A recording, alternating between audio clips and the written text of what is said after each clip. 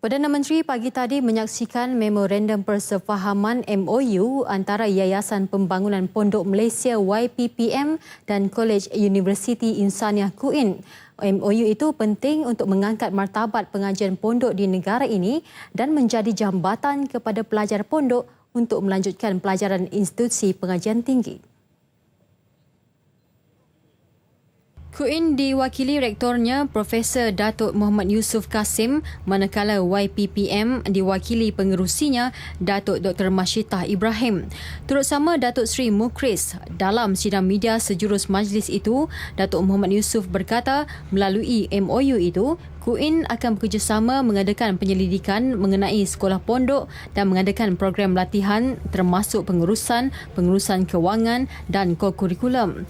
KUIN juga akan menerbitkan buku hasil kajian pondok dan persidangan di samping mengadakan khidmat masyarakat secara tersusun dan meningkatkan keupayaan institusi pondok di negara ini.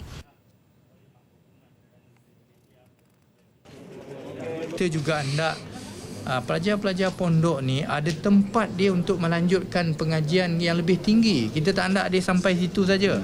Jadi mereka yang pondok ni semua budak yang pandai-pandai cerdik ni.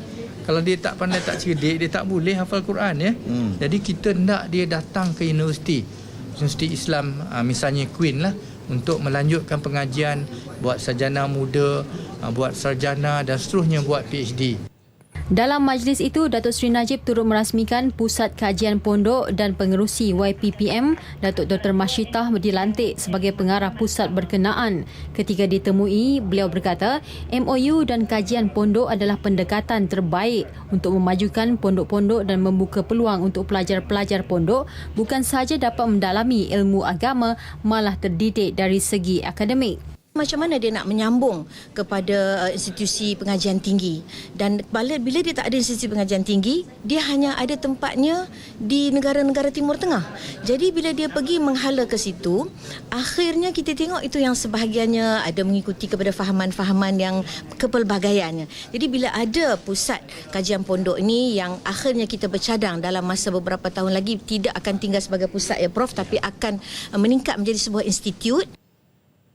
Beliau yakin kajian pondok ini tidak terhad di negara ini, malah akan diperluas di peringkat antarabangsa kerana pengajian pondok turut terdapat di luar negara termasuk di Pakistan, Iran, Thailand dan Indonesia.